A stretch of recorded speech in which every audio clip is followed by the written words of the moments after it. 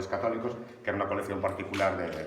que había pues eso, muchos de los grandes pintores que yo estaba estudiando en aquel momento, españoles del siglo XIX y siglo XX. Entonces, pues, viendo pequeñas obras de muchos de los grandes autores, pues, sinceramente, esto no es así, fue así, ¿verdad? Podía haber grandes nombres, pero realmente nada estaba llamando poderosamente mi atención, hasta que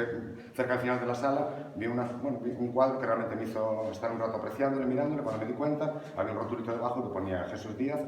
el barco de Valdeorras. Claro, mi sorpresa en aquel momento fue enorme. Bueno, muchos sabéis que yo me dedico a cosas, como digo yo, o pinto o cosillas, digamos, pero con respecto, cosas artísticas, por decirlo de algún modo. Pues para mí pues era una sorpresa, porque no conocía en aquel momento ninguna existencia de ese pintor ni de ningún otro pintor aquí en el barco. Bueno, pues me picó la curiosidad, intenté preguntar, como eran las búsquedas en aquel momento, sin internet y yo sin medios, y pues nada, preguntar sobre todo a mi padre, que siempre fue muy aficionado, muchas cosas del barco y cosas como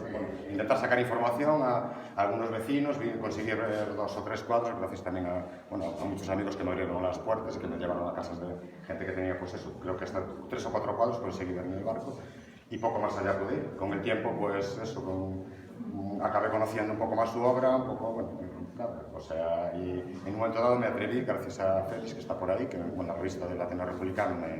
me invitó a escribir un artículo. Yo osé escribir algo, sabiendo tener muy poca información, pero bueno, dije, si nadie sabe nada, pues por lo menos dar un poco el inicio, y me atreví, porque fue una osadía total, y nada, el caso es que yo no sabía ni siquiera que Jesús estaba vivo, que le contaba yo en aquel momento, entonces, bueno, mi sorpresa